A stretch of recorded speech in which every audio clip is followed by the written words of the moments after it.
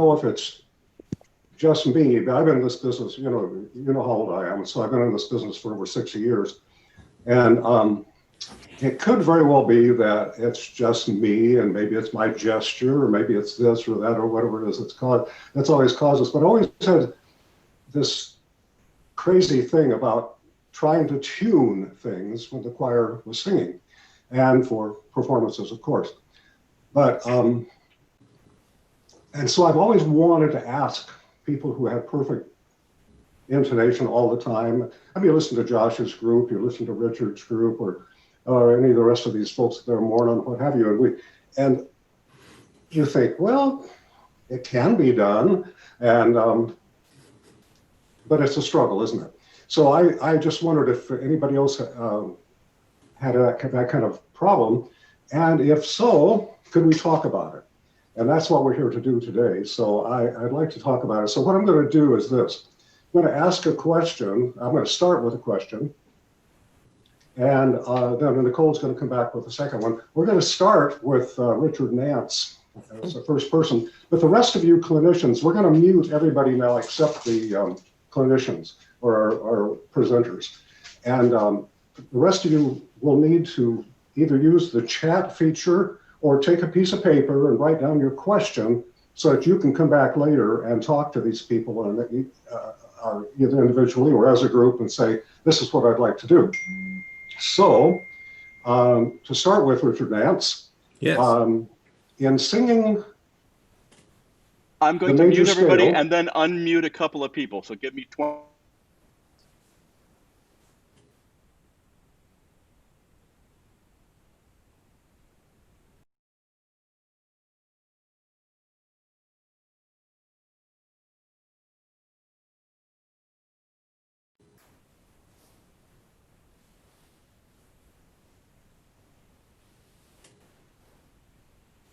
Okay, am I good?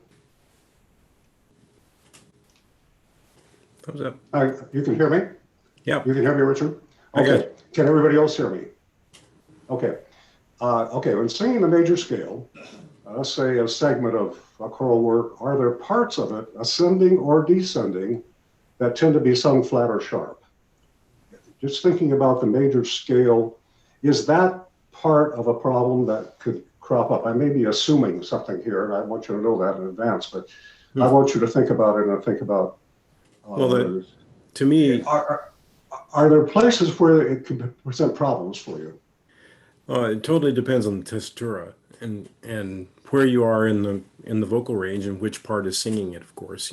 So if you're a tenor and you're stuck in your passaggio, those middle notes of the scale are going to be difficult for you to negotiate unless you really have the flexibility to get by that. So yeah, I think it depends totally on where that scale lies in the vocal range and which part is trying to accomplish the scale. I would say in general, descending scales are harder to sing than ascending scales in tune. And a lot of times, believe it or not, I think it's between the octave note and the second note down. The half step is sometimes really not in tune, and that creates problems for the rest of the scale as it comes down.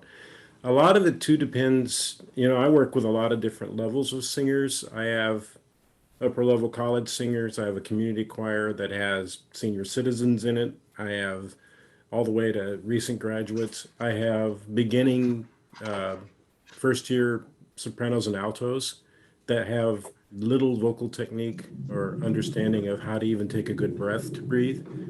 So it's all relative to me. And honestly, until I think a singer has confidence in their own vocal technique, they're going to have intonation problems. If they don't know how to breathe properly and how to negotiate passaggio and to really listen carefully as they sing intervals, they're just so caught up in making it work as best they can't think about those things, and therefore they're going to have intonation problems. That's a long-winded way to say that. We understand. I think it's far beyond just that major scale. Of course. Well, the whole thing is far beyond that. I realize that. But do any of the rest of you have anything you want to say or agree or disagree with Richard about that? Morna? I'll pipe up. I tend to be totally fixated on Ray being high and So being high. And I find, and partly it's because a lot of pieces sort of end up re do, and you might be at the end of your breath or whatever. And I just cannot hear it anywhere but a nice big step up from do. And I sometimes talk about if you were a carpenter but not a very good one and your set of stairs wasn't even, that first step up is too high, and that's where it needs to be. It is different from the other steps on the way up. Right. And I like to use imagery like that. And That's so a really good one. I find if you can keep Ray if up, and so up, of course, as just part of the physics of do, you're halfway there. Also, thank you for inviting me. It's so nice to see everybody's faces here. Yeah. Yeah, and I have other ideas that will probably come up as we go along. But for me, Ray and so are it. Yeah, it's amazing. You would not think do to re is a big issue, but it truly is. I mean, and it sets up everything else that comes after it. But likewise, I think upper do to T sometimes can be a real issue on the way down. Yeah.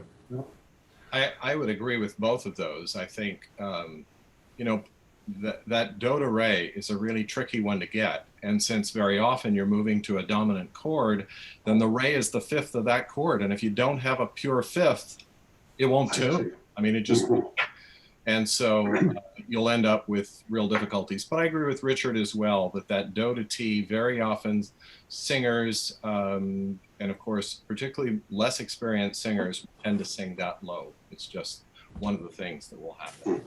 Yeah. Hey, the rest of you, Joshua, anything to say on that? I agree with all that. In fact, I've got a little. Am I able to share a screen, Reg, from where I am? Turn on your mic, Reg. He's saying, "Wait a minute." I know that gesture. Too many Zoom things. He says thumbs up. I'm going to just share. I just put down some notes, and it's kind of uncanny because my colleagues just hit basically all of them. But here's what I thought when I thought, where are the problem areas in the scales? Are you all able to see that? Mm-hmm. Yeah. So that second scale tone, or in major, this is the one that I would add that nobody's mentioned yet. It's a fifth to sixth scale tone in major keys that so often it's too small when we sing it. So that's the one that we come back to again and again, is so la in major keys. Okay, Joshua, are you talking about ascending? Are you talking about doesn't matter. Yeah, ascending for sure. Yeah. And then just echoing what everybody has said, this is just a killer. And it's every single time, even with really experienced folks, if you're not really mindful of second scale tones and leading tones, and that's what everybody else has already said. So I would just agree with all of that. Okay. All right. Nicole, you got a question? Sure. So Joshua, thank you so much for sharing your screen, and a big welcome to all of our guests for being here to enlighten us and to have this really interesting conversation about intonation, which plagues us all, right? It's like a disease, and you are going to give us the cures today. So Joshua, this one is for you to answer first. We've just talked about certain scale degrees. Are there certain intervals in ascending or descending passages that are more likely to be out of tune? Why do you think this happens, and how do we address it? Yeah. Well, first of all, I want to dispel the notion that any of us have this figured out. And Howard, as much as you can say, gosh, we listen to this group and they just don't have any intonation problems, and it's just all a lie. I'll share with you the truth. I remember singing with Consperari, and we were recording the Amen by John Carillon, or at least trying to record it. And it's a hard piece that goes through every key in God's earth, and it's just around the circle of fifths. And there were 24 of us in that group, and I think there were probably more than 10 with perfect pitch. Like there were people who were just locked in, and it never stayed in tune. And that was so wonderful and comforting. You know, that I said, God, if this group can't do it, it's because it can't really be done on this piece for a variety of reasons, blah, blah, blah. So anyway, I just want to say that first, to say that let's not use this as sort of our universal failing that somebody else is getting right. That said, where do we more often fall down? Leaps, obviously, it's like climbing a ladder. It's easy to take one step at a time than it is to jump. And so certainly any leap, particularly leap to a sensitive tone, and by a sensitive tone, I'm talking about those tones that are outside the basic 1-4-5, whether it's do, fa, so, or in la bass minor, which is, of course, as God intended us to think, la, re, mi. So any one of those sensitive tones, if you're jumping to a leading tone, to a third of a chord, to a non-chord tone, those are all the places, and that's not news to anybody. Of course, descending intervals, no question, because for the same reason that we're more likely to fall off a ladder down than we are up.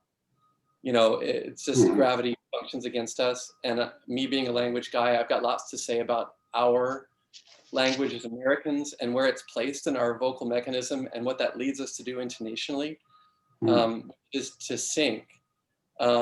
Whereas in other cultures, maybe that's not always the case, particularly with Asian choirs. I've had the experience that they tend to sharp.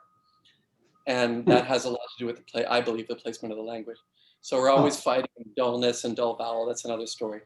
But to answer your question as succinctly as I can, I would say anytime you're leaping to a sensitive scale tone, for sure, any descending interval, and anytime you're coming through that second scale tone or between 5 and 6, it's those places. Okay. I really need to jump in and ask a question then. Do you ask your singers to mark the score in some way about those sensitive tones? As a practical matter, what do you do with the singer or with your choir members to help them? Yeah, I don't do that. I mean, I think that, it's like AA, like the first step is to admit you have a problem. So we just identify the problem, like, hey, y'all, this is syncing. And I've never found it helpful to have a choir conductor. I did a lot of singing, and conductors who said to me, hey, it's going flat. That was never useful to me because we all knew that, but it was a question of where. So I would be very specific and say, it's in this place. And if I didn't know, I would say, hey, I think it's in this place. Like be honest, but be really specific and say, it's right between here and here. Can we be really mindful of this interval? Let's sing it again. Let's get it really right. Feel good about it. Put it back in context.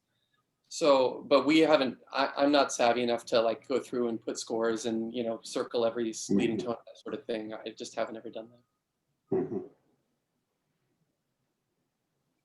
Richard, or Morna, do you have anything to add about intervals and how we tune them? I mean, I would certainly, this is Richard Sparks. I would certainly agree with Josh that, that descending intervals are a problem and specific kinds of leaps are almost always, part of the problem. But I would also agree that it's all about identifying the problem. And of course, with intonation, Richard talked earlier about vocal placement, vocal ability. We've talked about intervals. There are lots of reasons why things go out of tune. And so the trick for the conductor is to try to figure out why there's an intonation problem here. Is it a particular leap? Is it the vowel? Is it, all of the many other things that can affect intonation? Is it the vocal placement, even though the vowel may be the same with the group, but their vocal placement isn't right? Is it, as Richard talked about, places in the passaggio? So I think that's one of our jobs as conductors, is to try to figure out what's wrong and why, and then we can help our singers. I agree totally with Josh. Saying it's going flat doesn't help anyone. And as a conducting teacher I had long ago said, the group has gone flat by a half step. Well, some people will say, you need to listen more. Well, they're obviously listening because they all went a half step flat together. They didn't randomly do it at different rates. And so they're listening, but they're still having issues. So for me, I guess those are the kinds of things that are the hardest for conductors, is to really try to identify for their singers where the problem is, and particularly with less experienced singers, to give potential solutions. It's one thing if you're working with a highly professional choir with very good singers, often then letting them know where the problems are and what the problem is can solve it. As Richard's talking about with his very young singers who have very little vocal, then you really have to teach them in a real sense of what they need to do in order to solve the problem, in order to sing that passage better in tune. Yeah. And I said too, one thing that's important is to help them find something else in the chord they can relate to, whichever section's out of whack. It might be as simple as just saying, everybody tune to the fundamental of the chord. If you have good core in the bass sound, for instance, and they're on the root, everybody go there. And for sure, tuning the fifths is absolutely critical. If the whole choir is going under, that's a whole different issue, that could be, that could be as simple as moving the key. Everybody knows you don't sing loco siste in F.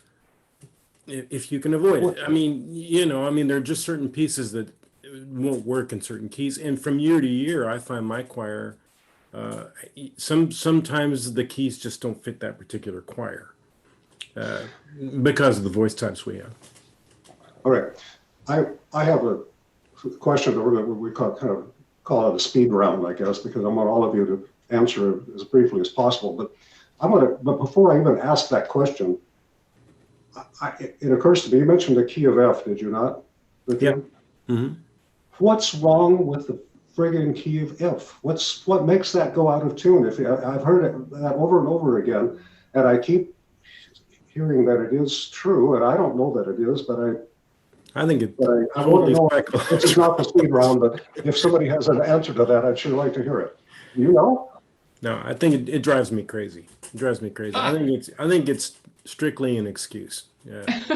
I think there are ways. I don't know why. Yeah, but I don't know why. Exactly. I don't know why. I only have theory, but I don't know it's at all true, which is, I think, where, particularly for the sopranos, if they're singing in the upper range, that E to F is right in the passaggio, and it's a very difficult to tune. Oh, that would make sense. But as I say, that's theoretical. And I've had the same issue Richard has, and sometimes my groups have not been able to sing a particular piece in a key of F, and we move it to F sharp, and it stays in solid forever. Sometimes that range isn't easy. But by the same token, choirs can sing in tune in the key of F, but it's going to take a lot of effort to make sure that all the things are lined up. All right, here's my speed round question. You guys ready for it? Or do you want to continue on this? Josh has something, I think. Oh yeah, no, just to agree. And as a tenor, I can tell you that I don't like E. It's just it's a crappy note. And so if that's your leading tone, that's your sensitive tone. It's not high enough to be beautiful, and it's not low enough to be easy. So it's just like, it's an in-between place. And it's been my experience that the further away you are from C around the circle of fifths, I do not know why this is. It seems to be more stable. So C and F and G are the keys that to me seem to be least stable, that we often get out of. And G flat and D flat just seem to stay. And I can't explain it any better than that, but that is my experience. I lost the sound. Can you all hear me? Yes. You can. I can't hear you at all. I don't know how to figure that out. Reg, if you've got any ideas, I don't know what happened. It went black on me, and I think that was just the timeout thing. And then when it came back, I got nothing in the way of sound. But anyway, if you can hear me, let's go ahead and the rest of you apparently can hear, so I'll go ahead with the question. This is that one kind of a speed round. Are there any particular choral works where you found your choir having difficulty with intonation? And is there one work that comes to mind that just drove you crazy because you could not seem to get it in tune? Do you think of any at all? Let's start with Richard Sparks. Hymn to Saint Cecilia, Brit. It's a really, really tricky one. I've only done it a couple of times, and it's just difficult. I mean, it's tricky chord relationships that the choir has to really get in their ear and in their voices. Ranges are sometimes challenging, or tessitura is sometimes challenging. That's just one that's really tricky, I think.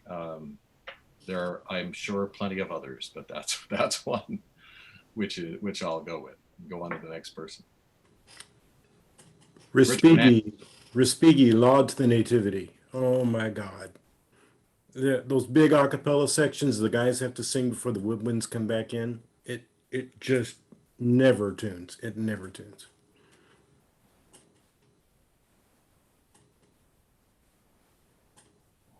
Josh, Morna.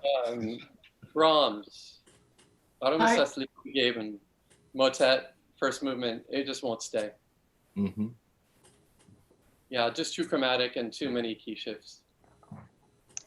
Yeah, I would agree. It's the pieces where there are key changes where I think I hear them, and I think we're making that transition just fine in rehearsal, and then I'll hear a recording of the performance or whatever, and I think, how did we go? How did we end up there? So, yeah, not anything other than that particularly. Stroop, Amor de mi alma. Before the piano comes back in. Always dangerous to have a long a cappella section and then the choir, the orchestra, the piano comes back in. It's just tricky. Is it the Sanctus in the Bruckner E minor Mass, which has this long a cappella section and then all the woodwinds and brass come in, and it's just, I've only done that piece once and we got it so that we could do it, but it was not easy. So Howard, are you hearing us? Seems like maybe not. Howard's muted now. Howard? Okay, try me now. Yes. Can you hear me now? We got Okay, you. good. Finally, okay. I don't know what happened, but something happened. I've had trouble with this computer all morning long. Anyway, Nicole, you're next. Okay, so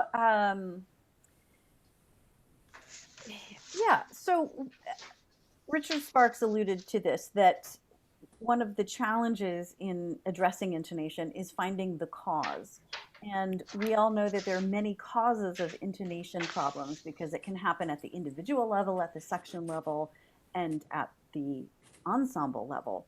And this again will be a speed round. So what are the most common things that you've found in your choir? And maybe you might want to address the level of choir that you find these particular things in. What are the most common things that you find that affects pitch in the choir? Let's start with Josh. Descending lines, repeated notes, register shifts, certain keys that we talked about, dull vowels, particularly like a schwa and especially for American singers, North American singers. I think those are the big ones. And then all the scale tones that we talked about. Thank you, Josh. Let's go to Richard Nance. All the above that he's mentioned, there's certainly everything I would say. Also add to that, just really knowing how to activate the breath and keep the breath flowing under the sound, keep the sound active. How would you do that, Richard Nance? You just have to do a lot of, well, first of all, you have to teach singers, the young singers I work with anyway, don't know how to take a proper breath. They just don't know how to breathe. And I have to say, I find that really common when I do clinics with high school choirs. That's the first thing we always work on, and it almost immediately changes the sound. If you just tell them how to intake the air, make space for the air, let it all go in, suspend it, and be able to control it as it comes out. And keep that air engine running. You can do physical things with them like this, rotate the hands, that sort of thing. You can feel ascent as the line is going up to help them feel that rise and keep it high. For me too, I think one of the things that is common is for choirs not to bring the lighter head voice down and blend it into the lower range. And so it becomes heavier and heavier as it descends, and it just causes it to sink. The pitch will sink. And likewise, if they're too heavy on the bottom end and they're doing an ascending line, there's this barrier they hit. Sooner or later, they can't function past that, and it just doesn't go up to pitch. Yeah, thank you, Richard Nance. Let's go, Morna. Yeah, I agree with all of that. And I think the first thing, the most important thing is to develop in them a desire to sing in tune. That's it.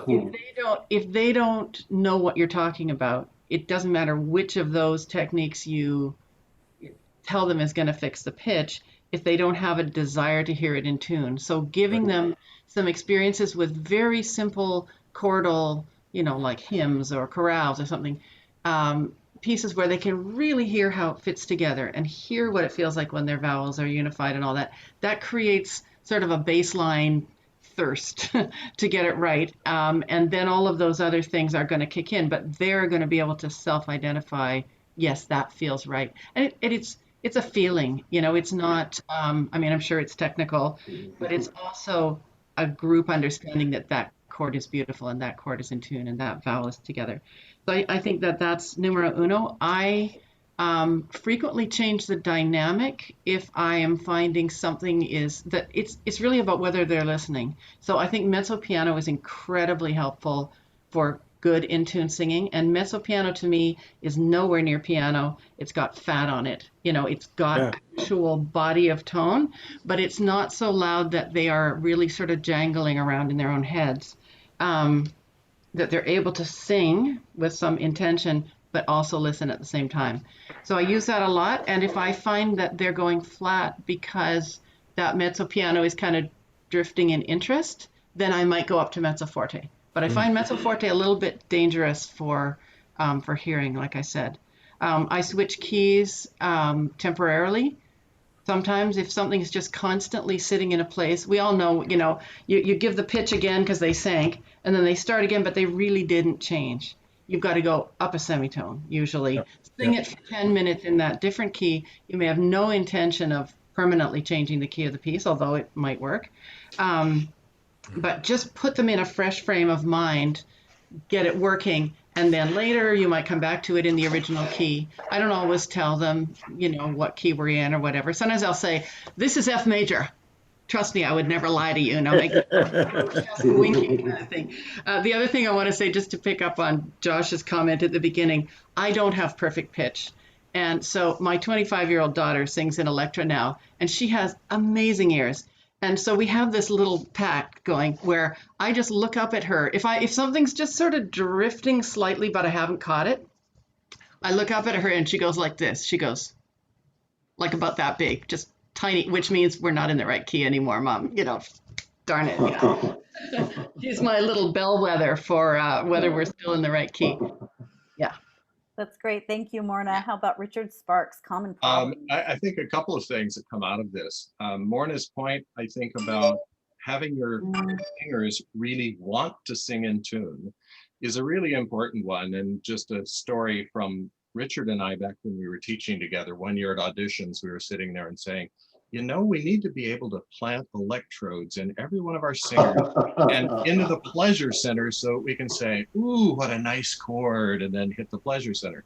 But the truth is you can do that without that, because it means encouraging your singers when you do sing something in tune to recognize how beautiful that is and how satisfying it is. And whether it's just one beautiful chord or whether it's going through a passage and it stays in tune and it's beautiful, I think that's really an important kind of thing. Getting to a little bit more about what Richard was talking about as he was talking about these different techniques, is that you have to think in terms of long-term techniques that take a long time to engender in your singers, and those things that are specific fixes for a specific piece. And so in particular, if you're working with young singers, community level singers, older singers, whatever, but who may not have the same level of skill, it means that in your rehearsals, you have to think very long term over the whole season, over over several years even, so that you're, whether it's in warm-ups or when you sing, you're always working on those elements. Richard was talking about engendering breath. We can talk about singing beautiful vowels and singing with good technique. All of those things are long-term solutions. And if you only rely on short-term, I'm going to fix this spot and that spot and that spot, you'll continue to have lots of problems. Whereas if you solve some of the basic problems and you start teaching your singers to, in essence, know how to do things correctly vocally or whatever it happens to be, or with those scale levels, you can introduce vocalises that get them to sing re high and that get them to hear very regularly what that is. So there are, I think, two parts to that. There's a long-term solution and there's a short-term solution. And I absolutely agree with what everyone else said along the way. It's absolutely right on. Thank you, everyone. Good solutions and tips and tricks that we can take immediately. Howard. Okay. I even hesitate to bring this up, but I think we got to talk about just tuning and tempered tuning. And is there a way to deal with this that really works practically? Or are we talking about cadences or the last chord of the piece or the last chord of a section? Or are we talking about constantly working within this? Because it's always been a mystery to me. And to tell you the truth, if my choir sang well in tune with the piano, I was quite happy. So I guess that's the only thing that was in my ears was tempered tuning. But I'd like to talk about that. And then also, as long as you're at it, what is a comma pump? And what does that mean? I don't have a clue. I've never even heard of it before until I heard Richard or somebody talking about it. So you guys go for it now. This is one of those wide open things. First guy talks, gets to talk. Well, one of the things I suppose is that I started becoming aware of different tuning systems because like everyone else, I'd always been told, sing the thirds high and all that kind of thing. And then when I started working with period instruments, which was in the sort of mid-70s in Seattle with a group they had that did some of that, and all of a sudden I was dealing with keyboard players who were tuning in different temperaments, and players, I either had to coach them to do this, or if I was working with real pros who'd work with period instruments, they already knew this kind of thing. And all of a sudden it was, no, the thirds are lower here. And so it was a rather gradual thing. And then when I started working with Erik Erikson, there was much of the same kind of thing. Peggy Aldal, whom I'm sure Morna knows from her time in Stockholm, but Peggy Aldal taught a lot of things on intonation, and that's definitely one of the things he talked about, was singing pure thirds. And I approached this from an entirely practical level, never from a theoretical level with my singers. And I've had various ways of dealing with it. Obviously, when I was at UNT, I was working with a period instrument group that played with period instruments. So we were always using with different tuning systems, and we had an organ that was tuned in whatever the temperament happened to be. So it was very easy in that case to simply have the organist play the chord, choir could hear it and sing it. But with my other choirs, I also tend to do this. And Howard, no, I don't try to tune every chord as we go. I'm mainly listening to chords that are at rest somewhere. And with a major chord, making sure that the third of the chord, whoever has it, is lower. And if I'm working with a group that doesn't work with period instruments, my university singers group, which was the second choir at UNT, I normally was the one that would demonstrate. In other words, I'd have the choir sing the chord minus the third. I would sing the third and then have whichever part, altos, sopranos, tenors, sing that third and try to match mine and try to get used to it. The other exercise I used to do, which only works if you're in a pretty good room acoustically, is to have the choir, usually I use B flat for whatever reason, but I would have B flats and Fs only, no thirds. And we would try to sing those sends of vibrato and with quite a bit of energy, and usually on a pretty vibrant vowel. And what they would discover is all of a sudden in the room, they'd start to hear the third. Because if we sang those roots and fifths really well in tune, and without much vibrato and a fairly strong sound, the harmonic series would do its work and we would start to hear that third in the room. And then I'd start to ask them, are you hearing that third? Yes. Are you hearing that third? Yes. And finally, enough of them were starting to hear it. And then I'd say, okay, let's sing the chord, but name the part, altos, tenors, whatever. You sing the third, but you match that third, which you just heard. And they do that. And they start to hear that sound. And then I would go and play the major chord on the piano, and they would hear how sort of, I mean, I call it jangly, but it's really that you're getting beats with that high third within the chord. You start to hear beats happening. And whereas the pure third is very, very restful. It takes a while to get groups to do this. It's sort of a consistent exercise, but it's one which I can do, as I say, I would do very practically with either me singing the third, and with a young group that didn't understand anything about that, using that exercise I talked about, allowed them to hear how this was really, that lower third is really a part of the harmonic spectrum that is in nature. So that's sort of where I am with that. Mm-hmm. Okay, the rest of you guys got anything to say on that? Joshua? In Morna? anticipation of this question, I reread Richard Sparks' blog series because I knew he knew more about it than I do, and I still think that. So I'm just the only thing that I would add is the piece that is really important to me about what Richard just said. It's all important, but the piece that really resonates with me is demonstration as a solution for almost everything. Because we can tell singers constantly, like, it's too high, it's too low, make it this, make it that. But they're not. 1,000 words. And so I just sing a lot. And I do what Richard's talking about, not necessarily in the same way, but just say, hey, could it be here? And let's try it this way. And then just sing and they sing back. That's the one thing that I found. But as far as just and all that kind of stuff, I am happy to yield to smarter people than me. You know, I think it's really helpful to have a good room to rehearse in, where or to perform in, so that you can really hear those overtones come back. But tuning the fifth is the big thing for me. If they really sing the fifths in tune, then the bore of the sound is there, and they can really more easily find the thirds. I've never worked with just intonation. I mean, with this whole scientific process.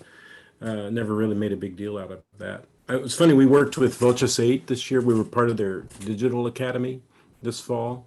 And Blake Morgan, who sings tenor in that group, is really, really big into the science of all this. If you really want to find out more about this, go look at his YouTube videos about this, but you better get a stiff drink before you do it, because he really goes into some deep depth about it.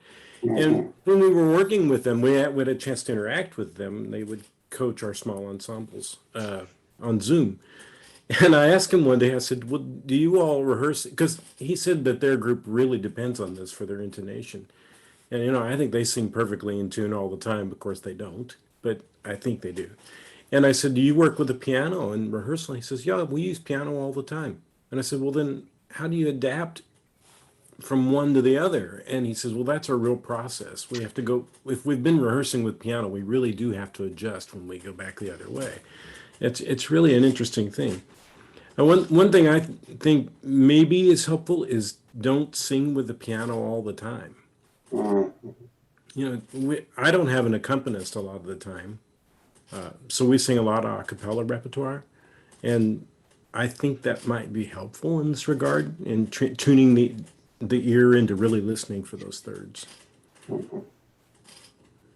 Anybody else? I'll just say that I don't, well, neither of my choirs. I have a seniors choir, which is, I like to say we have 2,500 years of choral experience in the group. I have 60 people who have been in choirs for at least 40 years. So we have an accompanist, and most of our repertoire is accompanied, not all of it. And we don't do a lot of early music, although I always like to have one little motet in their folder. And Electra doesn't have a lot of early music. I mean, there is a cappella early music for us, but not a lot. Right. And we do a lot of 20th century music, so we're much more in the world of equal temperament, and I'm totally fine with that.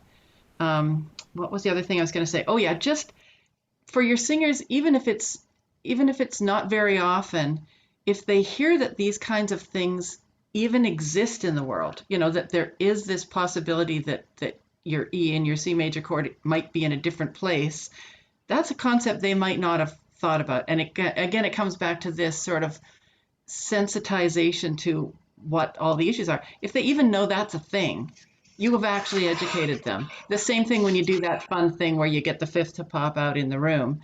You know, if people's eyes are bugging out of their head, and you don't have to use that a lot, but it kind of develops in them a different awareness that there are issues, that there are subtleties, and that's maybe enough for a lot of choirs. Right. The thing I would follow up with is simply that I don't do this kind of tuning all the time. If I'm doing Poulenc, who is very piano oriented, I'm not going to do that except maybe on a final chord to get it to really ring in tune. But I'm not going to worry about that and do that. And there are a few pieces. There's a Pizzetti piece which has this one spot where the choir comes to a cadence and the tenors are singing the third, and then that third is left, and then that becomes the root of the next chord, and then there's another third. And I remember asking Pege Aldal about that, and I said, if you sang this with pure thirds, would you not end up a few cents flat by the time you get to the end of those three chord structures? And he said, yep, you would. So, you know, there are places where it works, places where it doesn't. If you're working with piano, you have to be cognizant of the piano's tuning, which is going to be equal temperament. There are places where if there's a final chord, you can sort of fudge that last chord because the piano's going to die away and you're going to keep going. But so it's trying to be flexible about that. I am never doctrinaire about that. I'm trying to pick and choose those places where it gives the choir a more beautiful sound. It sounds more beautifully in tune, and not just doing it as a point to try to demonstrate to people, you know, gee, I know about this stuff. That doesn't matter. But we are really impressed that you do know about this, Richard. Well, I've had a lot of good people that I've worked with, I'll say. Well, I'm really impressed that there's a lot of flexibility in all of this. That's what I really enjoy. Does anybody else have anything to say on this subject that you're dying to say? Because I've got one really important question I think here I'd like to end with. And I know Nicole has a couple of things too she wants to talk about. But mine has to do with how much does the gesture of the conductor have to do with the intonation of the choir? And let me start with Josh on that. Could I? Do you have anything to say on that subject? I'm afraid to be the first on this because I think I have a rather unorthodox, I imagine I might have an unorthodox view on it, especially speaking to a lot of folks from the Northwest, part of the country that I love and appreciate. Oh, I didn't pick on you because I thought that. I've never seen you conduct except for that one time at Salt Lake City. So it wasn't because of that. Let me put it this way. I'm a surfer. I love the ocean. And when we're out in the waves and you're talking to other people who are out there, we're always trying to search for explanations for why things are the way they are. It's human. So what are the waves doing today? Oh, the wind's a little bit this way. Oh, I think it's the tide. I think, and there are so many variables that go into what's happening in the ocean at any given moment. But we as humans are always looking for an explanation. And my answer is always like, well, yeah, that might be it. And so I feel the same way about gesture. I resist the idea that, you know, by doing this and then suddenly you do this and all of a sudden everything is solved. I just don't think that that's true. It's just outside of my experience. Yeah. But at the same time, I know that there are things that we can do that maybe are a part of the system that can help. So that's my basic take on it. Yeah, a lot of us here in the Northwest have been influenced by the work of Rod Eichenberger, who is a good friend and highly respected, and we really do enjoy talking with the guy and learning from him. But I've always questioned what they see is what you get as a complete answer to things. I must say I do that. Even if Rod were here, I would say that very thing. But I just, maybe it's just my own excuse for being wild with my conducting and all that, which is big, wide wingspan and all those kinds of things. I probably have tended to do that. But I still, I'm kind of glad to hear you say that, to tell you the truth. But anybody else want to differ with Joshua? I'll jump in and differ. And it's not because I have a scientific analysis for it, but I do think it really does matter. And everything about I find when I just walk into the building where I'm supposed to be running a rehearsal, my body language changes and I become taller and just sort of bigger. And I really do believe that the energy that I'm able to convey, not by being, sort of pounding energy at them or anything like that, but allowing them to feel the breath, allowing them to see the phrases coming, I really do think that changes their tuning. but probably not. They could probably sing just as well in tune without me. I could go to the washroom and they'd be just fine. But I think instinctively I feel like I'm feeding them that, and that tuning is part of what I'm trying to get out of them. Nicole should jump in here because she has a definite feel about this sort of thing, I'm sure, because I've seen her talk to choirs about this very thing of the energy level and all that. You want to jump in, Nicole, with anything here? No, but I just want to echo what Morna just said about the energy that you bring. And when you are bigger and when you are more open, it really does have an effect. I mean, I think that we share energy as humans, and yeah, that's all I'll say. Yeah. I think. Anybody else on gesture? Sure. I mean, I think there are some things that make an impact in terms of gesture, and that has more to do with whether, not so much size of gesture, whether your gesture is naturally small or your gesture is naturally large, but it has to do with the amount of tension in the gesture, because that can transmit itself to the singers. If you're really tense, raised shoulders, things like that, that can end up affecting what people do vocally and therefore affect intonation. I don't tend to think of if I do this gesture, that'll help us keep from going flat, because I don't know a gesture that does that. I think you have to do other things. You mentioned Rod, and Rod is, of course, a dear friend. Rod was my undergraduate teacher at the University of Washington, and so I know Rod really, really well. And I was there at the time, because I started in 1968. I was there at the time that Rod was just starting to develop these ideas about gesture. And I remember discussions with his being around his discussions with his grad students about that and the kinds of things he was doing. But Rod, I would say at that time, was a fairly tense conductor, and intense, and also really intense, and always uptight and nervous around concert time. And so, I mean, you quickly learned, don't ask Rod a question before the concert, because he's going to snap your head off. Because, I mean, this has all changed. This is really at this particular point in Rod's career. But I remember we had gone on this tour in 1971, and I ended up staying in Europe. So I wasn't in the choir that next fall quarter. But I got back in time to hear their concert, and they were doing the Britten Hymn to St. Cecilia. And they sharped a whole step in that performance, which the bassist probably appreciated at the end, but the soprano solo definitely did not. And it was Rod's choirs at that time always sharped. They never went flat. But I mean, they either stayed in tune or they went sharp, but they didn't go flat. That was just the way they tended to work. So, I mean, I think there is gesture that has to do with it. I think what Morna talked about energy is a really important one, but it's not a manic energy. It's a kind of energy that helps energize your students while not making them tense or anything else which will affect how they sing. Yeah, I want to add too, in working with high school choirs, in clinic situations, sometimes I'll remove the conductor. And I'll just say, if they're struggling with just something, I'll just say, hey, let's try it without the conductor and see how you do. And a lot of the times it's a lot better without the conductor. And there's a reason for that. Obviously, there's this disconnect between what the conductor's hearing and what they are or saying to them and what the students are hearing. But a lot of the times I do believe it's connected to the gesture. I really do. If they're having intonation issues and the conductor is tense or out of control, or you know how I think Richard one time said you can't be a traffic cop to me when you're trying to be a conductor, you're trying to do too much for them.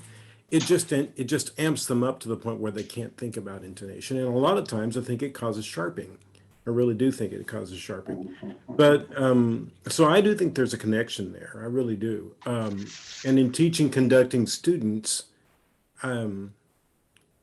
there's trying to get them to find the middle ground between being energized enough and overly stiff and awkward with their gesture is always a real problem. Trying to get them in the groove where they feel relaxed and supportive of the sound that they're trying to create. It's a real issue for people. Conducting is not a natural thing.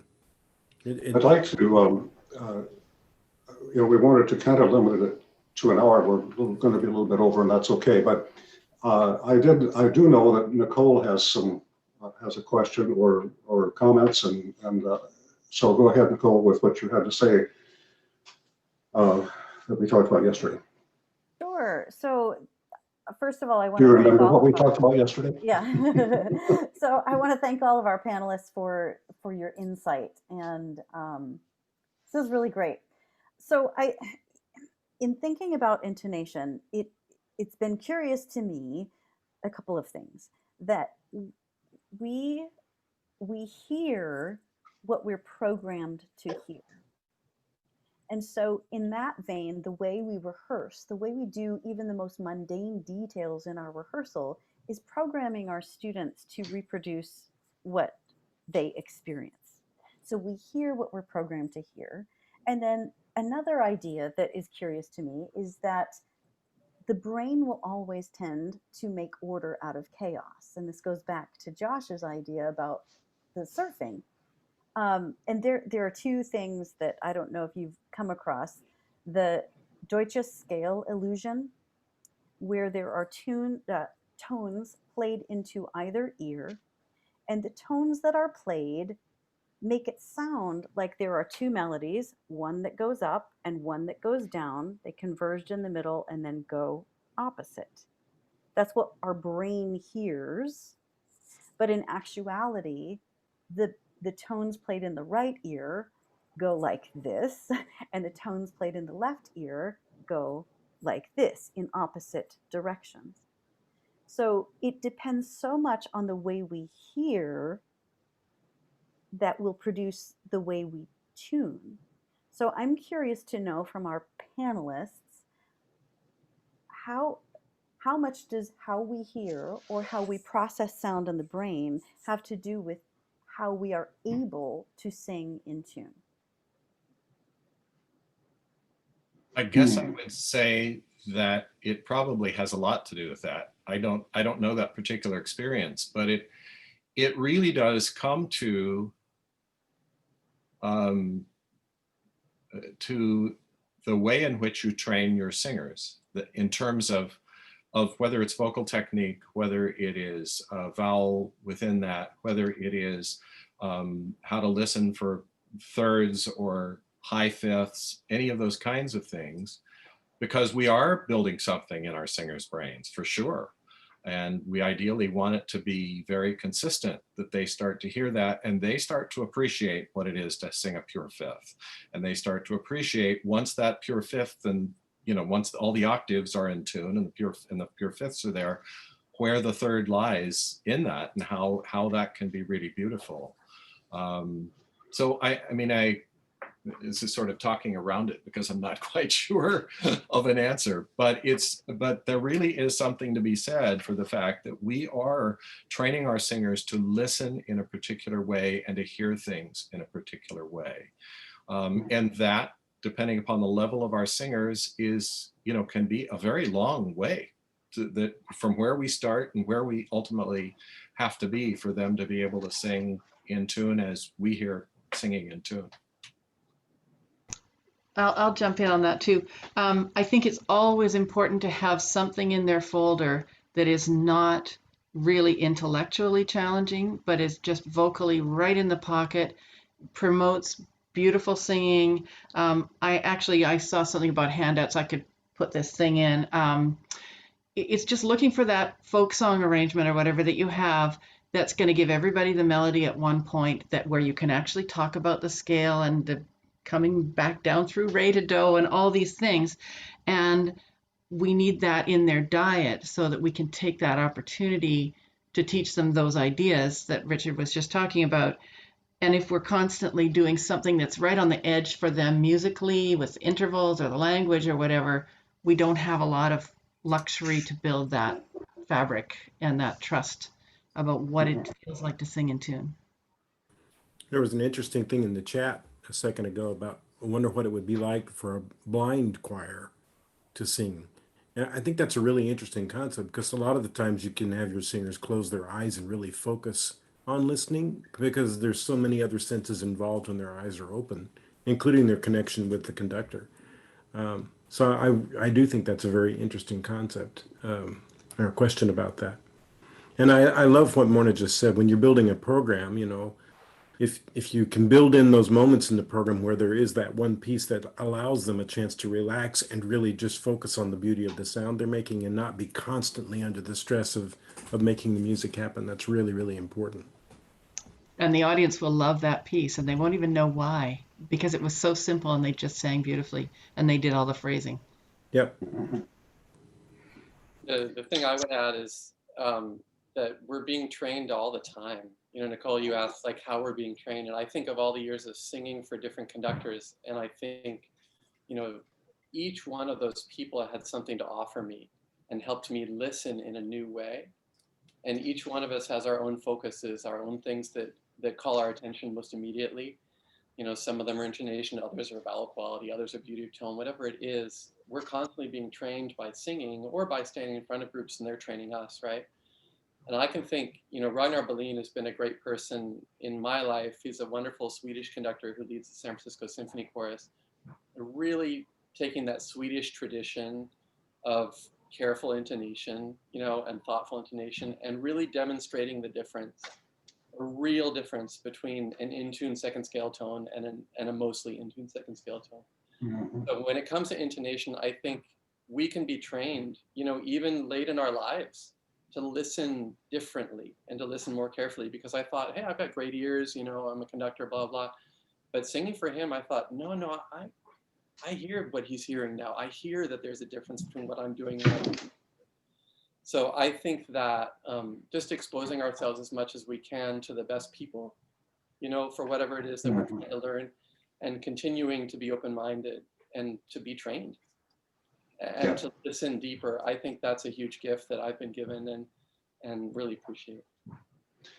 If we wrap it up here, unless Nicole has something else that you want to talk just a about. follow-up comment.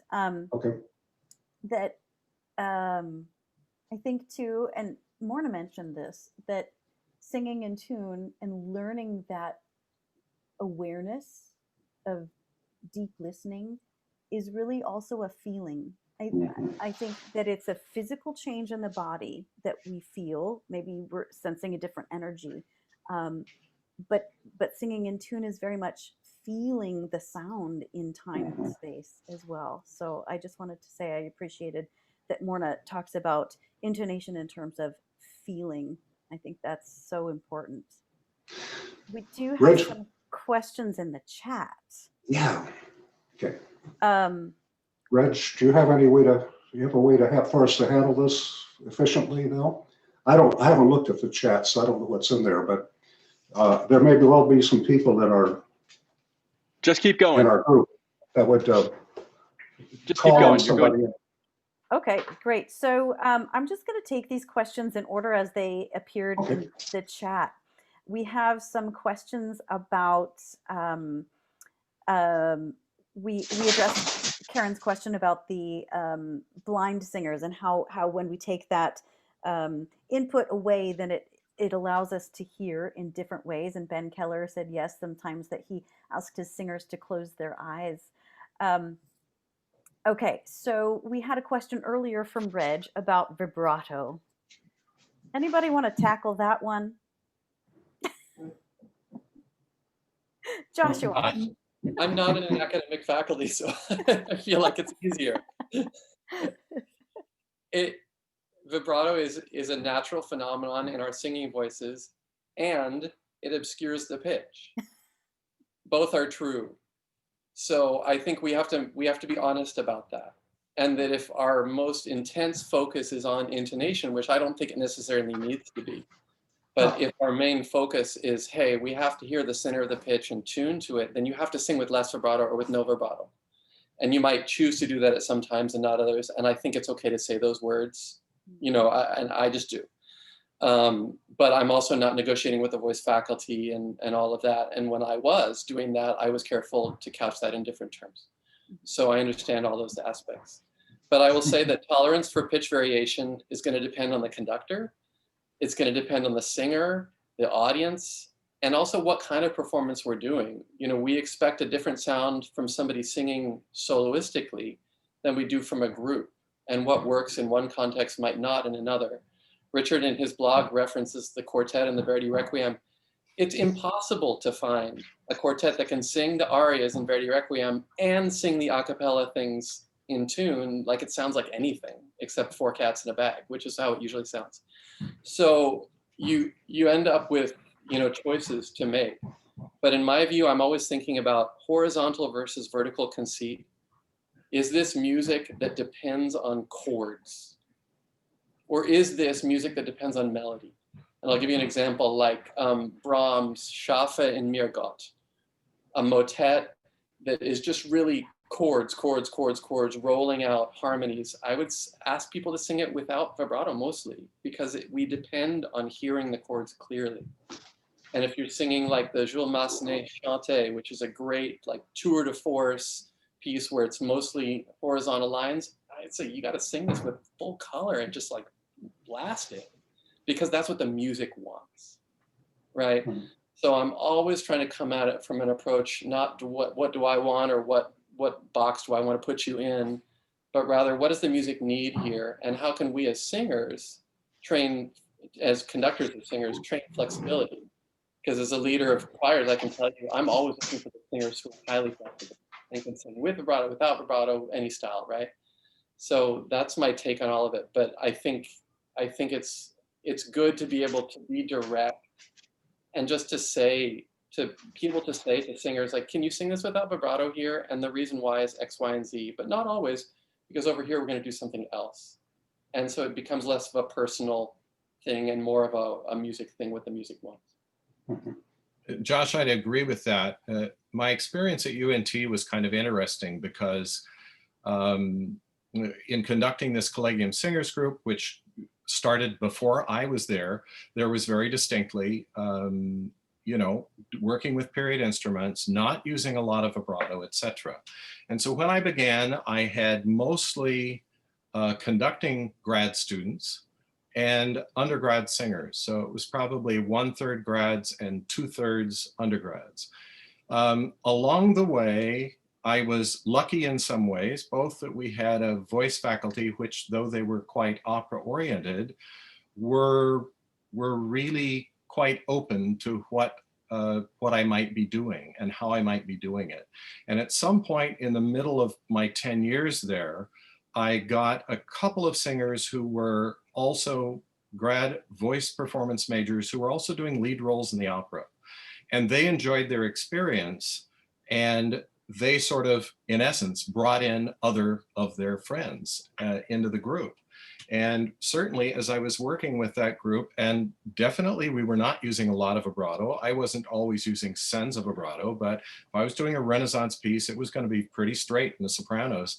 And just like you were saying, Josh, I had no problem in just saying, we need to do this without vibrato, or we can have a little vibrato here, but once we get to that final chord, it's got to be really, really pure, non-vibrato, so the chord tunes properly with the rest of the instruments. And very interestingly, I would have anywhere from 1/2 to 2/3 of the voice faculty at my concerts wanting their singers to sing with this group. But I think the bigger distinction was I allowed them to sing with their full voice. They were singing with full singers' resonance. They were not, I was not asking them, unless it was called for, to sing super soft. It was a pretty loud group at those few years when I really had these big voices in it, or they could be. I was only changing one element of what they did, which happened to be vibrato, but I wasn't changing the kind of resonance they were using, the kind of vocal energy they were using. So those voice teachers were ultimately very happy to have the group sing in that, because they felt like they weren't being shut down. And we've all seen situations where the control is gotten, whether it's blend or intonation or non-vibrato, those goals are met by sort of shutting down what the singers are doing to a kind of common denominator, which is maybe not allowing the singers to use their voice to their fullest extent. And I think that has a lot to do with it in terms of the kind of buy-in you get. And the fact, Josh, that you said with some repertoire, you're going to ask for full out singing, full vibrato, all of that, because that's right for the music. But by the same token, for other music, it isn't the right thing. If singers can start to buy into that, and they're always singing in a healthy way, then they're not going to have that much of a problem with it, I don't think. Yeah, I agree with all that. I think, especially the part about adjusting maybe the entire dynamic of the piece up a little bit. So there's still contrast involved, but they don't have to fall off their air if they're trying to sing too softly. I think that can make it much more possible for sopranos. We're talking about mainly. The other thing I just realized more and more is that singers need to warm down after a concert of this type or singing this sort of repertoire to really allow their voice to get back in place in its normal place. So encourage them to go off after a concert and really sing fully someplace for a few minutes just to set the tone back to where their voice is comfortable. But you're right. There just are moments when tuning a chord won't work with vibrato. It just doesn't do it. And like Josh said a minute ago, even if the piece is big and fruity and you're allowing them to sing with full voice, you may come to a cadence where you need to get rid of a little of that in order to really tune the chord. It happens all the time. As far as placement goes, somebody had a question about riser placement. I think it's really helpful to put singers in formations next to people that their voice matches well with, whether it's in a mixed formation or a section formation. And that's all part of a really critical audition process in my mind. Any other thoughts from the panelists about standing arrangements and how it affects intonation? I used quartets a lot with my for example, university singers, and when I was at PLU. Some of that at PLU came from the fact that I followed Maurice Skonas, who essentially always used quartets. And I grew to really like that. There are some things that are much easier to tune in quartets because the singers can easily hear the rest of the chord. And they aren't inundated with only their part around their ears, and therefore run into the problem that they're not really hearing. If I'm a bass, I'm not hearing the sopranos, etc. I'm not hearing the altos, and I can't focus that. So I liked quartet singing a lot. And when I put people in quartets, much as Richard said, I would be very careful to place voices of like size together. It wasn't great to have a quartet in close proximity where you had 3 big voices and 1 small voice, because the poor small voice person will either oversing or they just can't hear themselves at all. And then you're losing the positive effect of quartets. But there's some music that I do in sections, and certainly with period music, I tend to do it in sections all the time, but those are usually smaller groups, so it's not as much of an issue for them to hear each other. I'd agree with all that, and I would just say that variety really helps in my experience. So whether if we're standing in sections, I'd love to put the basses behind the sopranos.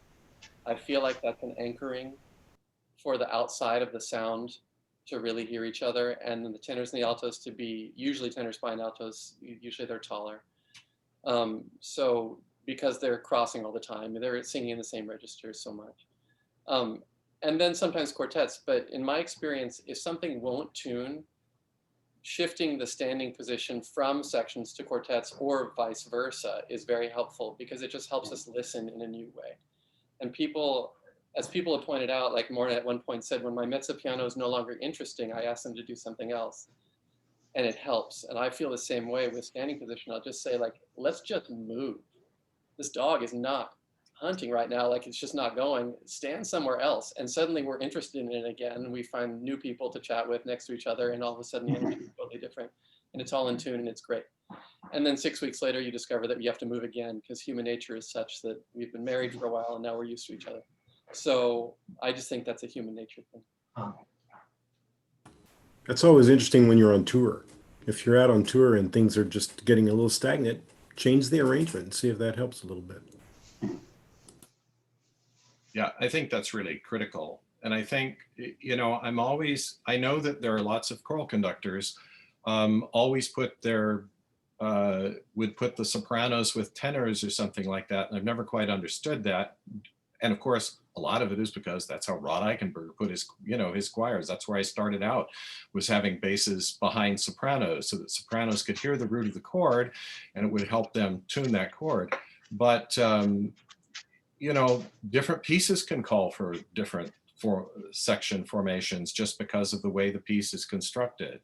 When I was doing the Seattle Symphony Chorus, Jerry Schwartz had from left to right, he had his violins, then his cellos, then his violas, then his second violins. And so we ended up, because there are so many choral pieces where the choir ultimately doubles, the orchestra and choir are doubled in different parts, we would end up with the sopranos, then the basses, then the tenors, and then the altos on the outside edge. Where you get into places where you're really having men together, that works fine. For women working together, and they're now on far sides of a rather large chorus, it was a little more challenging ensemble wise. But you know, you have to react to what works, I think. I mean, I have an idea of how I'm going to usually set the choir, and I will do that the vast majority of the time. But as other people said, if something isn't working, change it. Move them into quartets, even if you're not going to do that in concert. Allow them to hear it differently, and then back into sections. So those things are all helpful.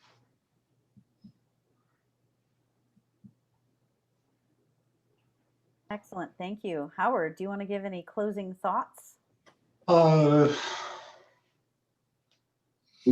are there any other questions from members of the group? Wave your hand or let Reg know so he can unmute your mic. I'll just jump in and say thank you for allowing us to think about this for an hour. Yeah. Really, really fun. And I just, looking at all of your faces, and I know about half of you pretty well, I wish we could have heard what you do as well, because we're all this you know, mixed bag of our experiences and the little tricks that we use and all that. And I know there's a ton of experience in front of us on this screen. So thank you for letting us be the most vocal ones. Well, we still have a lot of folks here, so why don't you just tell us? Let's start with, where are we? Can we open any mics, Reg? Courtney? I believe people can unmute themselves. This is a thing that I have not told you so that you wouldn't, but I believe you can. Lori Wiest, good to see you. Yes. She's out in Arizona now. Is Courtney at the end of your line up there, Reg? Courtney, are you there? Courtney is muted. Yeah, I currently. am. Oh, there you are. I'm in Hi, a Courtney. car, so. Oh, your car. Okay. You got any questions? I'm Courtney, good. Reg, Yeah, just thank you to everybody. It was really interesting to listen to. where do you work? Tell us where you work. Okay, I work at Ballard High School. I'm the choir director there. Okay. Let's go to Ann Lyman. She's there. Unmute, Hi, Ann. Howard. Sorry. Yeah. Sorry. And I was late, everybody. Yeah, this is amazing. So great to see everybody. And I still haven't sung with this group, but this is, I think, my third virtual meeting with all of you. So it's really awesome. Thank you. I can't wait to sing with everybody. And where do you work? So I work at Tacoma Community College here in Tacoma, Washington. Okay. Thank you. Lori Wiest. Hey, this has been great. I don't know if I can tell stories, but Josh, do you remember adjudicating in, was it Reno? And there was a choir that was on stage and they would sing in tune for a couple measures. And then they all rose about a quarter tone. Oh boy. And it didn't matter what you were doing. You were trying to get them to relax, etc. And really, every time they'd start in tune, and then about the third measure, and this was with piano, they went half step sharp, everyone, or quarter step. And I think the only thing we kept thinking of is that really they were probably so tuned into that piano that they were using in their own school that potentially that was tuned high. And muscle memory has so much to do with intonation in so many ways. So once you've learned something and sung it flat, it's pretty darn hard to switch it, or if you've been singing it sharp or something like that with a lot of tension. So it's interesting how much that muscle memory can stay with you. I'll never forget that, Josh. That was just one of those most unique things. Wow. All right. And where do you work, young lady? Lori Weiss? Lori Weiss works at University of Arizona in Tucson. She's All got right. the dark side. The dark Uh-huh. side. Oh, no. Yeah, so total administration, although it's in my contract to whenever I want teach, but I think I have my hands full. So, but we've been doing live singing and it's been great. Yeah. And you It's just, pretty wonderful. all right, Carrie Scott, tell us, where do you teach and what do you do? And how many boys do you have? Hi, everybody. So I teach at Mountain View Middle School in Bonnie Lake, Washington. I went to PLU, so I had both Richards. Hi, Richards. Hi, Carrie. Yeah, I'm just excited, you know, tuning is a big problem with middle schoolers.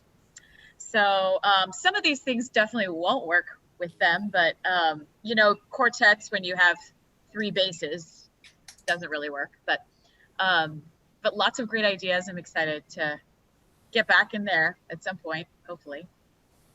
Tracy Schwab. Thank you. Yeah. Tracy.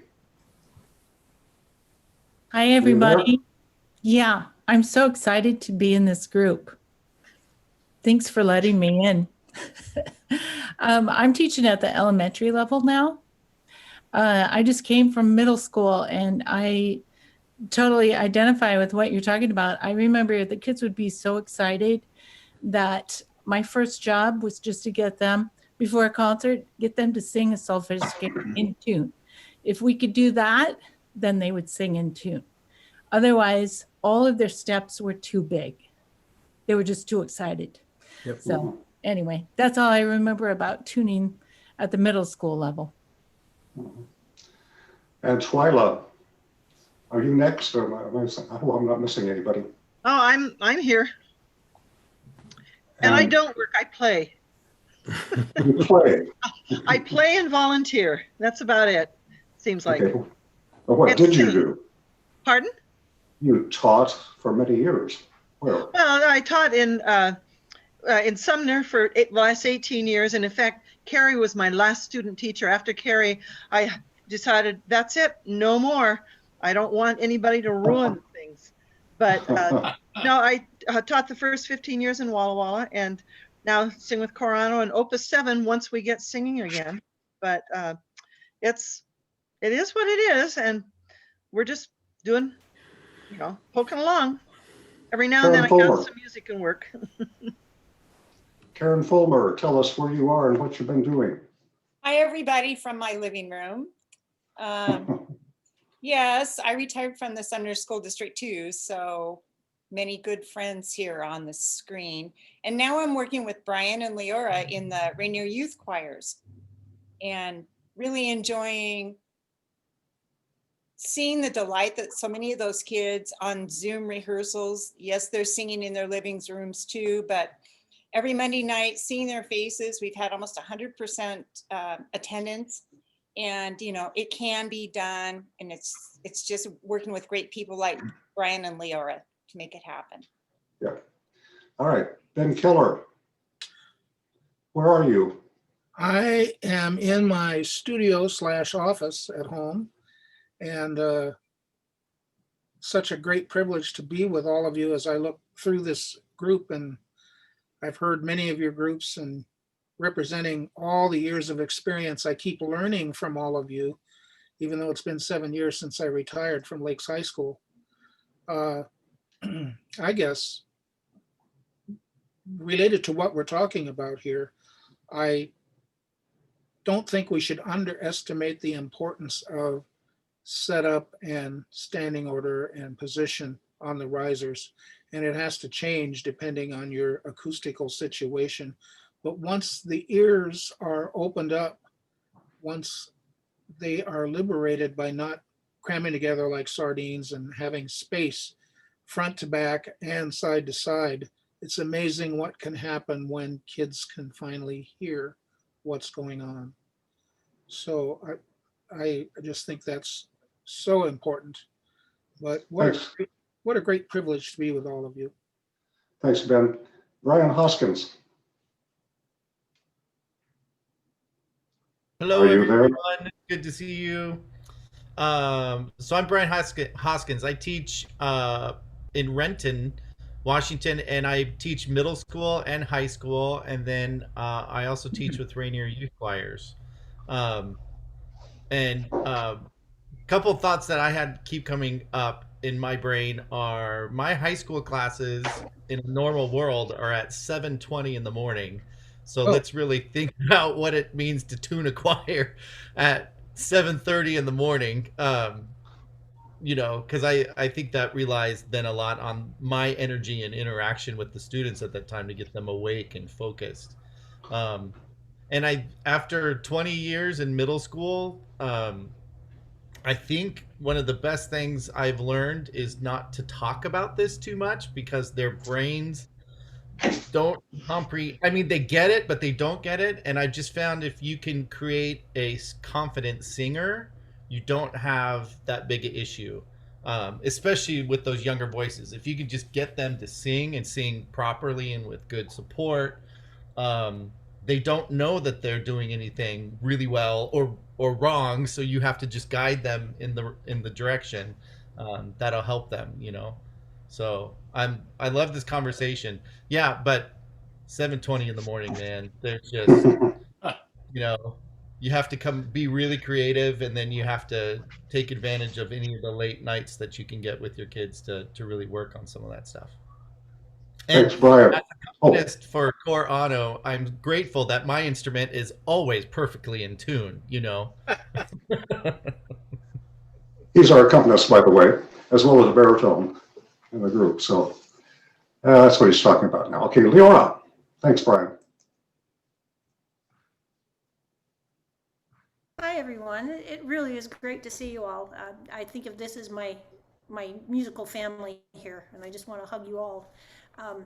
I taught in the Kent School District high school and middle school for many years, and when I retired, I thought I would do this little part-time children's choir thing, the Rainier Youth Choirs, and it certainly hasn't turned out to be a part-time thing, but I sure love working with Brian, Karen, and others, and it's great kids.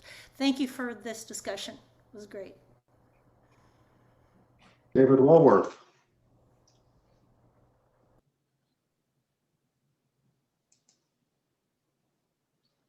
Have to unmute, David.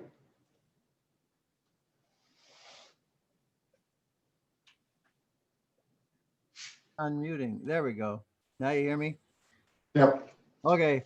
I taught in Bellingham, and then I taught in Kelso with Howard. I was at the junior high. And I can remember when Karen was in high school, actually. So I'm one of those guys. And then many years in Longview, music coordinator there, high school, middle school.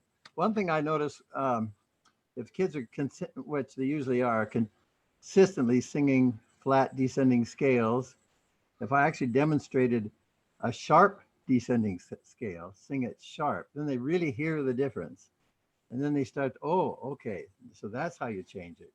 And then it starts to come together. But I really agree with what Brian said about teaching the fundamentals for these young kids is the most important thing. It all pretty much lines up. I was going to ask Richard Sparks, you said you started UW in '68? Yep. So I was a student of Neil Lawrence at Shorecrest High School. So Neil was a big influence on me. And I remember meeting you a couple of times at contests or other things. How about Ken Peterson? I knew Ken very well. In fact, he was a roommate for, I think, a half a year one of the times I was at UW. Yeah, he and I were in a high school quartet together. We had. Oh, that's great. Yeah. All right. Who we got next here? Oh, it's Rebecca. I teach in Astoria High School in Astoria, Oregon. I do not teach choir. I teach French. I teach choir. I teach choir at the high school and middle school in Astoria. And I'm Matt Pierce, and I'm married to her. And this is my classroom. Yeah. Ah, fantastic. Flash. All right. Rebecca and Matt. Okay, anybody else over here? Solveig. Hi. I'm retired from Western Oregon University. Before that, I did teach middle school and high school, so I know all about early morning hours and kids who haven't got a clue, including me at the time sometimes. I've formed a choir called Festival Chorale Oregon. It's a civic choir of over 100. And that's still, this was the first season we've ever had to cancel, so you know all about that. So what I did post a question in the chat, but I called myself me because I don't know how to change it. But Josh was talking about English being more problematic to tune. And for me, I'm just so obsessed with the different ways we in the United States pronounce different vowels. And I just find it's partly because English, you know, we have so many different vowels in words, even if we agree about them. But then if we come from different places, like my yoga instructor, she's from Wisconsin. I do online yoga, and she says, put your hand on your skull, meaning skull. I don't hear anybody do anymore anyway. And I've got a woman in my choir, in my small group, that says shepherds. You know, I'm just picking out a couple of things that make me scratch a blackboard. And it's a long, I just really do think it affects pitch quite a bit. Your color. So you've got to agree without putting somebody down and saying, what are you from the South, for crying out loud, you know? I wasn't talking about you, Howard. I really wasn't. Okay, watch it now. Sorry. Some of us from Arkansas are going to be really, really, really upset with that. Yeah. Some of us from Arkansas. Right. What I was going to say is that this has been an enormously interesting and valuable time. And the bonus, of course, was just seeing all these dear friends that I just miss so much. So thanks so much for making it happen. Thanks, Sylvie. Stacy. Hi, I teach at Washington Middle School in Olympia, and I just want to echo all the thanks, and so great to see everybody. And yeah, I agree with Carrie. A lot of this stuff will not apply, but it's always good when in our own singing and when we get to be together again and all that. So great to see you guys. Joseph, what's up? Joseph. Hi all, how are you doing? I miss you all, singing with you all. Right now I'm the first year teacher in Takula School District. First year teacher doing online, never see my students, don't turn on their camera, you know. And I have no wise word about intonation yet. All right. First year teacher need more knowledge to absorb from you all. Right. Thank you, Joseph. I guess we're through with everybody, right? Is there anybody I missed? Just me and you guys. So I'm a Regimental chair. I have a community choir and a church choir in Tri-Cities, Washington. And over the last, I have never worked so hard at Christmas in my life, and I thought this was going to be the easier time. For Christmas projects, I processed over 400 audio tracks and over 100 video tracks into two separate programs. One is 40 minutes long and the other one was an hour long. And I have never in my life worked so hard. But there are things about that when you are listening to all of your singers one at a time, with the things that they did in their closets on their cell phones. There's things that you learn that are really wonderful and marvelous about these people. And so it's a mixed bag. It's also I experience it as physical pain very frequently, but it's also a thing. Time matters more than pitch. It's been reinforced in my mind when I'm making these recordings. If I line up the time, I don't care about the pitch as much, and I care about pitch a lot, but then I do care about the pitch too. So I line up all those things. I love choirs that stay where you put them after you put them in the thing in your machine. So anyway, that's it. That's me. Solveig, I might have something. Oh, go ahead. Solveig was waving her arm. Maybe not. I neglected to say how proud I am that Matt and Rebecca Pierce sang in the choirs at Western while I was teaching there. The chamber singers used to sing at each other's weddings, so we sang at theirs, and they're still married, so it worked. Great. All right. Does anybody else have a final word? I have one thing. Richard Nance, happy anniversary. Ah, yes, of course. Thanks, Ben. And you know where I met my wife?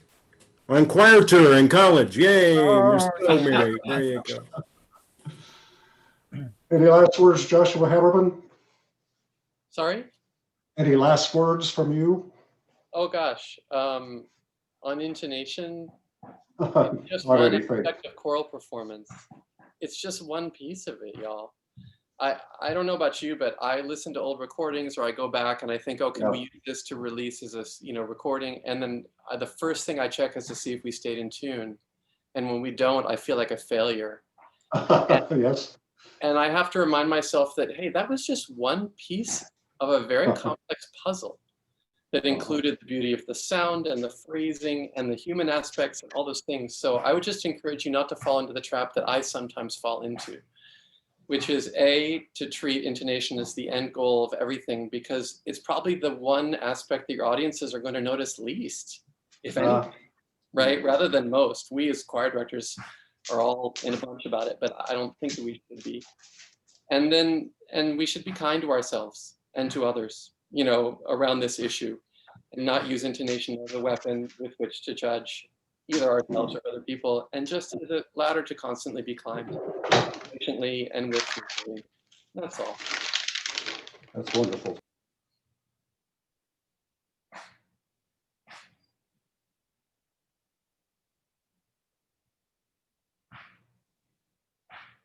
Howard, I think you're muted. Can you hear me now? Yeah. Okay, I think we're through.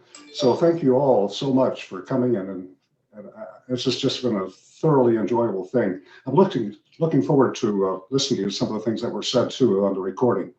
So unless somebody else has something else they would just have to say right now. Oh, Nicole does. Okay, go. It's very important. So I think, first of all, a huge thanks to all of our panelist guests. We are richer and wiser for having spent time with you. Thank you so much.